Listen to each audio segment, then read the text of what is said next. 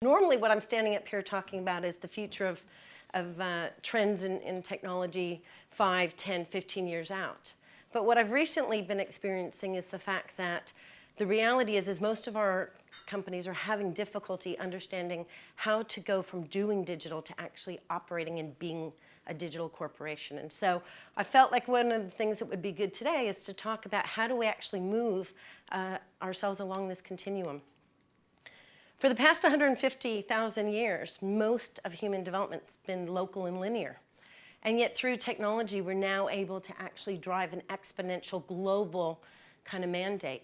And what we're starting to see is the fact that these two types of thinking are actually starting to converge. And so you've got this really nice, predictable linear line. It's the incremental improvement. It takes you from big to bigger. And yet now through the use of technology, we actually can get exponential results, which we hadn't previously been able to do. And oftentimes when you hear exponential or exponential organizations, the definition of that would be businesses that get 10 times the business performance than their peer group. And the only way it's possible is through the scaling of, that's possible through technology. But what you see is the linear line's quite predictable. We like it. It gives us reliable results. And oftentimes when you start on the exponential journey, it doesn't look like it's working. And we get what we call this valley of disappointment. And I know a number of companies are facing this right now where, the management teams have given you large sums of money and wondering why they're not quite seeing the return on investment. But it's the doubling in effect that exponential has that ultimately gets you to this inflection point. And that is actually where the disruption occurs. So the disruptors aren't those with the best technology. It's those that own the customer. And you're hearing more and more about this as many of our companies move from product-centric businesses, where we do one product, we market it really well, and we sell it to as many people as we can, now needing to be in an environment where we're much more consumer or customer-centric, where we think about that person as an individual and think about what are the various things we can actually sell to them that actually start to solve the problems that they have. So just to kind of give you a little bit of a picture of what is the problem you're trying to solve. In this particular example, the product itself doesn't change. But most of us have experienced trying to get that last inch of ketchup out of the jar. So again, thinking about what is the problem to be solved in order to come up with new and innovative ways to drive performance.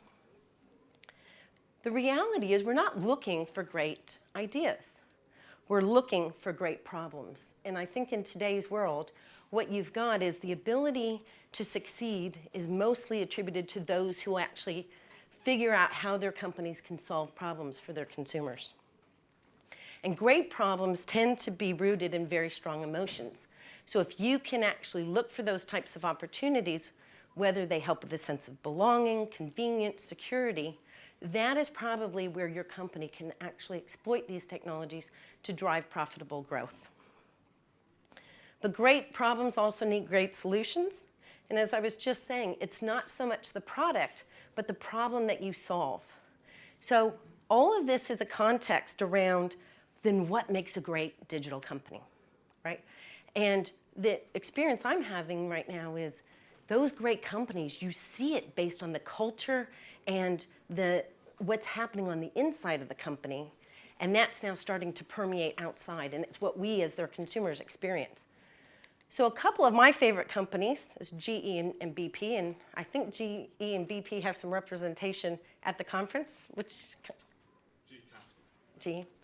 I often like to use Jeff Imlett, former CEO of GE, and Bernard Looney, CEO of Upstream, because I think they're leaders that are leading from the front. When you think about what Jeff Imlett said a few years ago was, we're no longer an industrial manufacturing company, we're a technology company.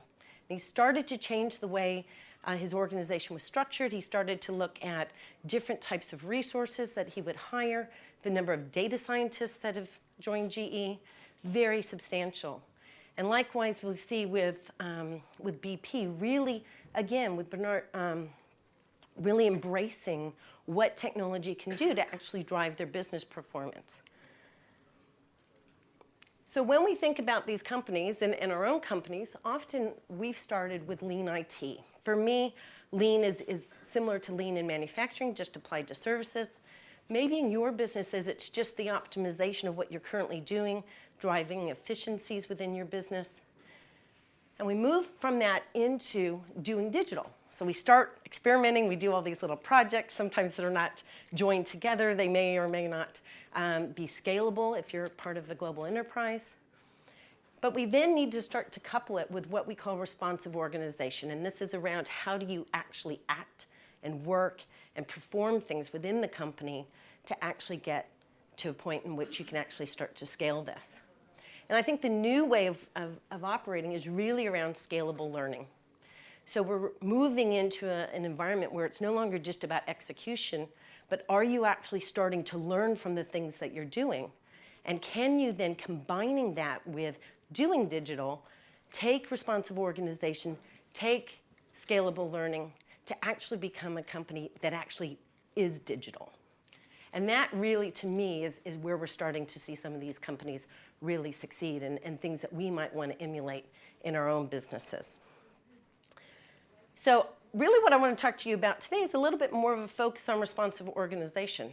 I'm a techie at heart. I started as a computer programmer. I rarely talk about the soft skills, but what I'm finding is it's really the soft skills right now that are holding us back from really getting the maximum value we can out of technology. And a lot of this is attributed to the fact that we've got the rise of the knowledge worker. So in the 20th century, most of management's contribution was around how do we get 50 times the performance out of our workers, mostly manual work. And I think the challenge for many of us in this room is now in the 21st century, how do we actually start to do that with our knowledge workers? Because if we're not putting the right tools in the right people, we end up with something that looks a little bit, oh, where did it go? Like this, okay? So again, how do we actually make sure we've got the right organization to actually pull together and get the value that we're looking to drive? So a lot of times people say, well, does this really matter?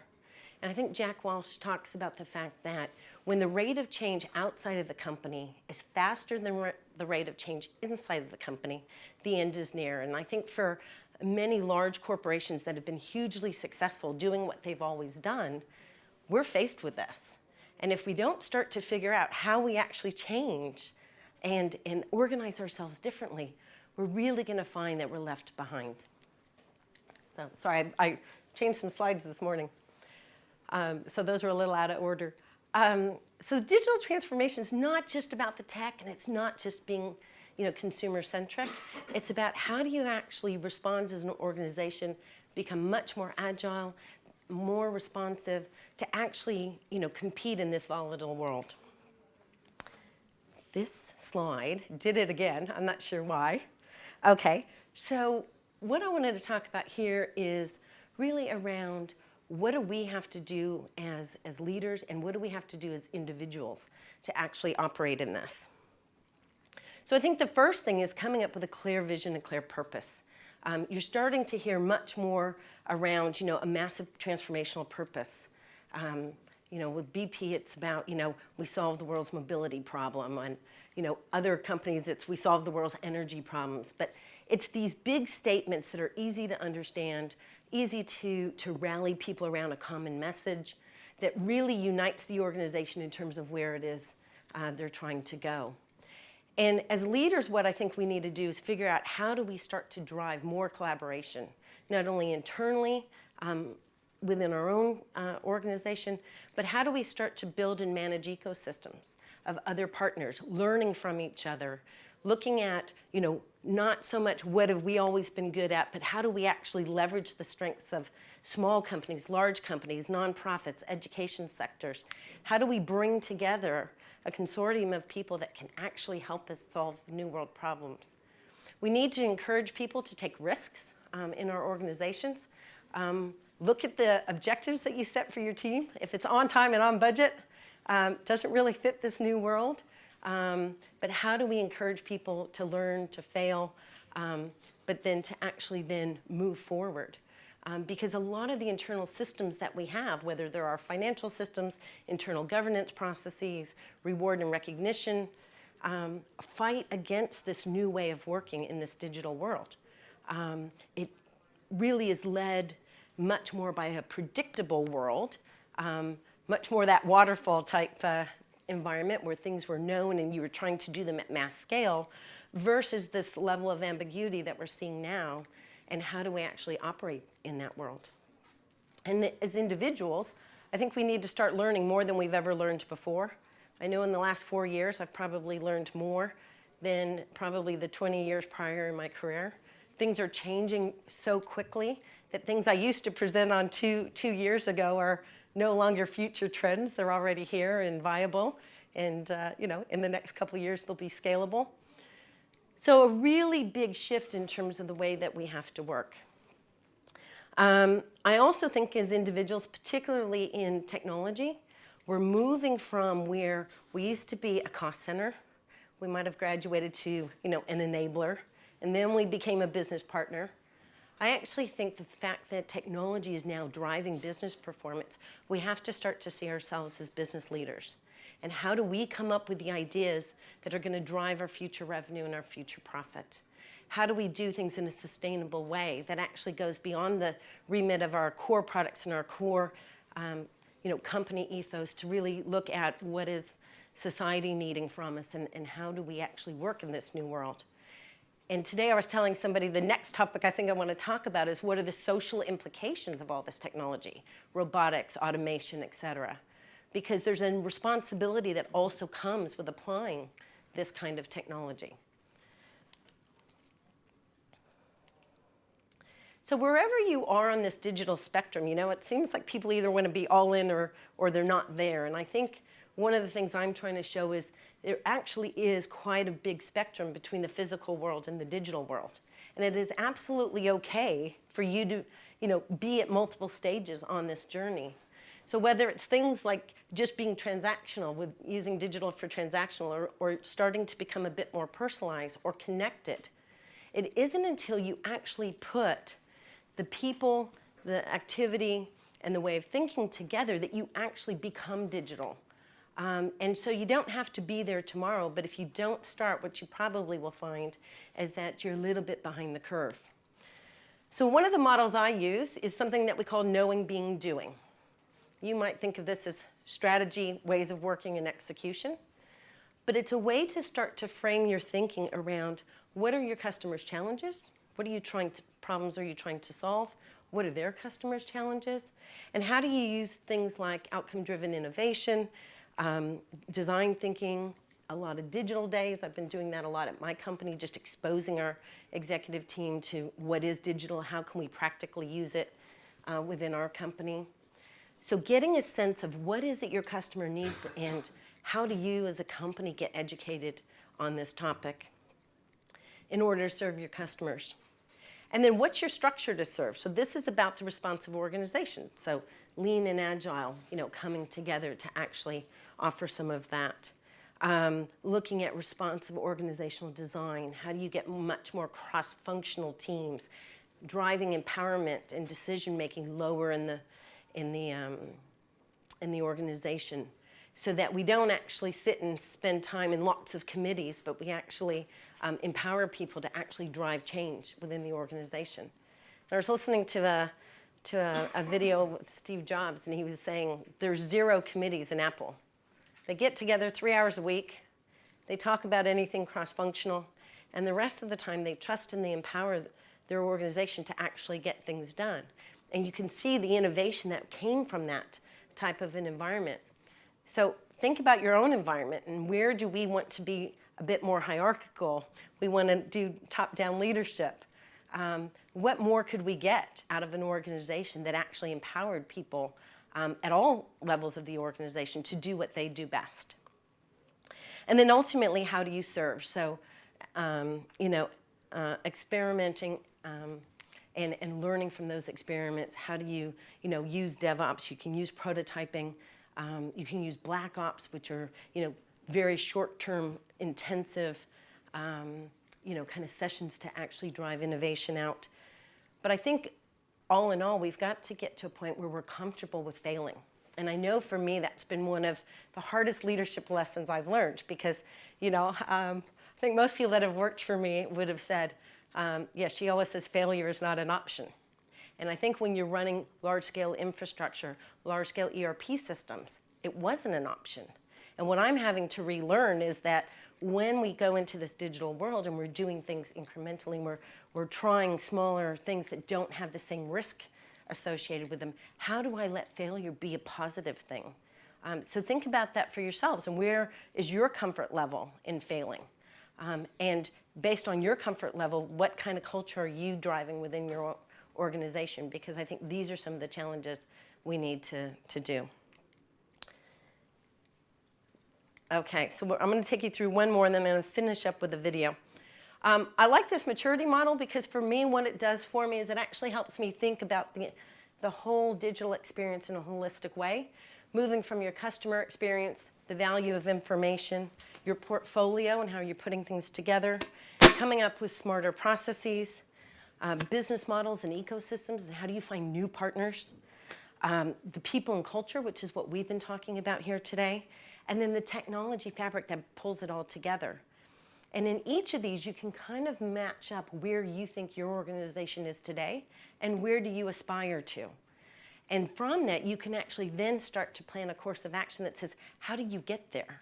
And you don't have to do everything at the same time, but you do have to have an overall kind of framework and strategy around where do you want to get to, because otherwise in this world that is so fast changing, it's easy to get lost, it's easy to spend more money than you need to, spend more time, and when those things happen, we lose some of the credibility within our organizations. And so what I thought I'd finish off with is a video. I don't know if you can get to it, but it to me is just an illustration of a company that's pulled it all together and actually is embodying these. So I'll let the gentleman in the back get it started because I think I went too far. Okay, so I'll leave it with there. Digital has got the potential to disrupt every industry in the world, and oil and gas is no exception.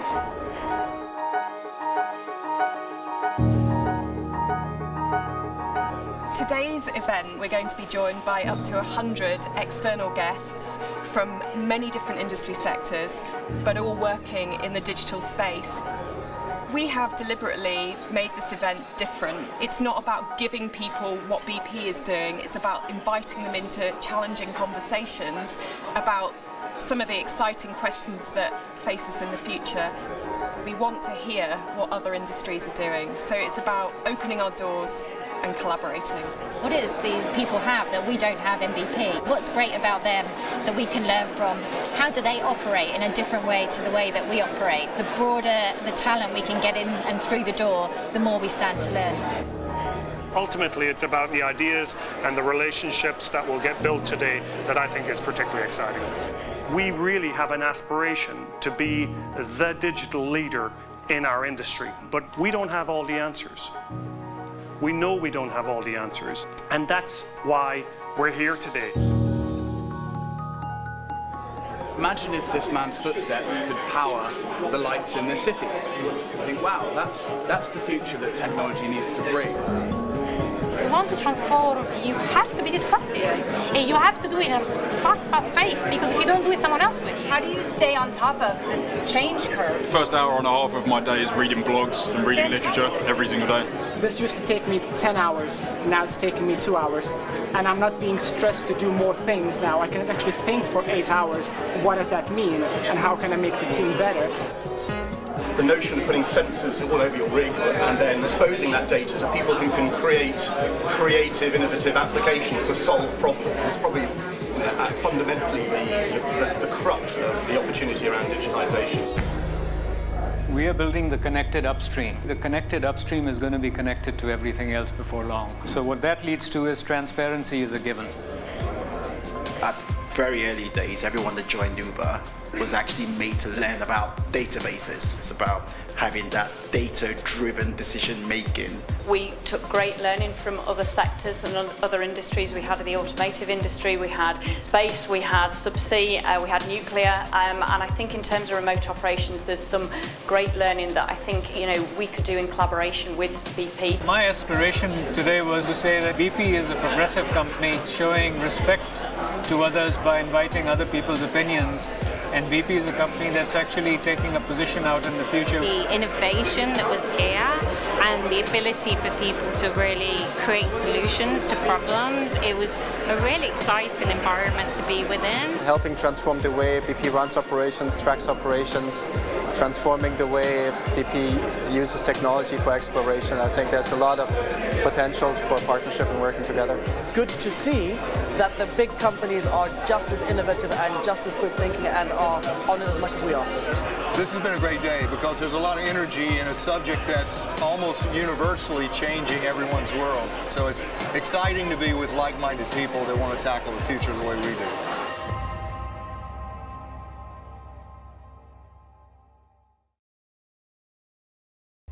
So when I look at that, I get inspired. I first saw this video and thought, I actually called Jane Moran and said, we got to put together something like this. I'm meeting with her tonight. I think when you think about that last comment, we are all facing this digital transformation, regardless of what your industry is. And so how can we use conferences like these and the other conferences that you go to actually start to meet people that we can start to hold things like this, where we can start to find that innovation within ourselves, and through this kind of ecosystem that we work within, to actually start really changing the future. So I think I'm going to stop there and see if anyone has any questions, and then we'll go from there. Absolutely. Any questions from the floor?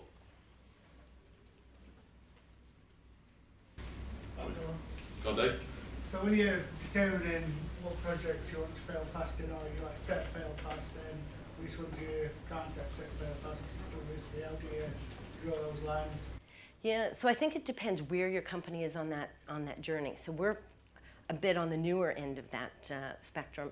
And so for me, it's kind of going a little bit below the radar.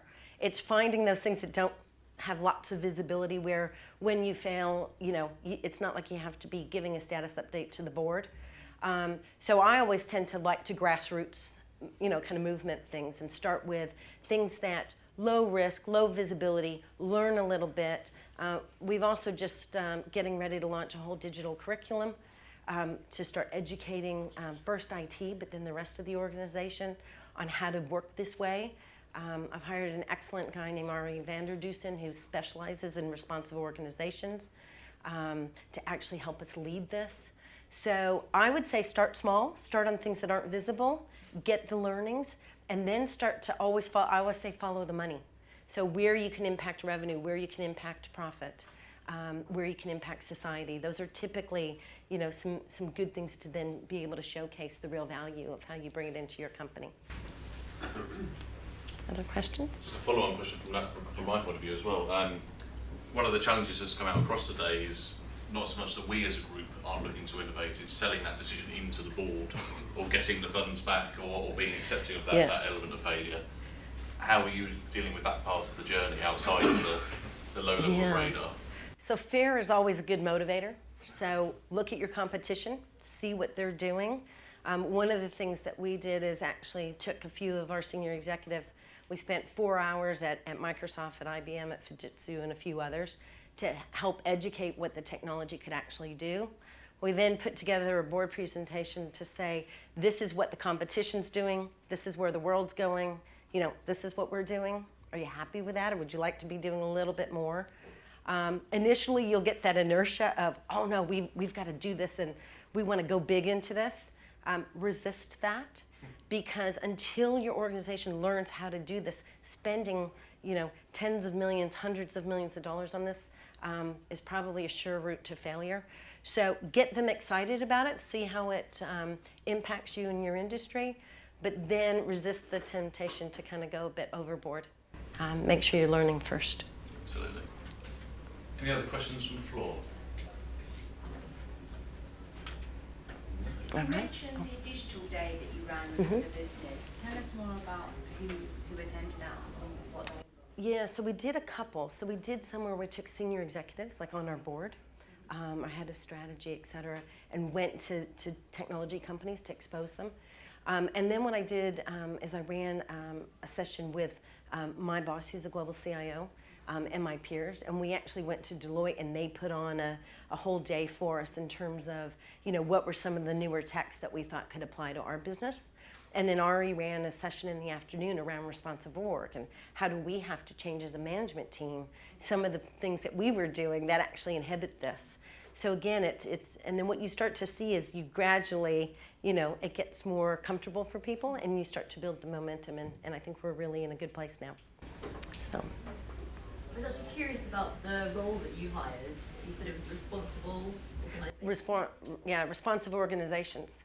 So Ari, so I was, prior to the role I have now, I was the CIO of SAP Miller in Africa. And he's one of the leading people on the African continent around responsive organizations. He's been my digital advisor for the last 4 years, and he now works for me. So, you know, it's interesting how that happens, but he's fantastic. And it's really around how do you be digital? So how do you change, you know, to an economic decision-making, you know, approach? How do you get to, you know, much more data-driven decisions? How do you organize yourself differently? How do you drive lean, agile practices? So much more on the softer skills. And coming from somebody who was a coder and a programmer and a technologist, you know, sitting here talking about, you know, culture and mindset, I don't know, wasn't what I thought I'd do, but I'm finding it's the #1 inhibitor to actually being able to leverage technology to drive the business performance we know we can get. Funny enough, I'm business change. Okay. We're just going into organisational change and design, so it's very, very interesting. And yeah. I was wondering which background he was from, and if it's something that the company needs to think about, if it's sort of coded background or soft skill background. Yeah, he was an entrepreneur. He owned his own software development companies. He has been a consultant and, you know, leading companies through the digital transformation. I think through that started to understand, you know, that it really was the people that made the difference. And I think we heard that from a couple other presenters today. And so I think he got really interested. And there is organizations that actually are helping develop this skill. I know he was out presenting in San Francisco about a year ago at a big conference that they were having. So I think it's something that's really starting to catch on. I don't know about you guys, I think that's probably the perfect presentation to have rounded the day up with. It's brought together a lot of the themes that's been across all of the rooms over the course of it. So please join me in thanking Cindy Hoots.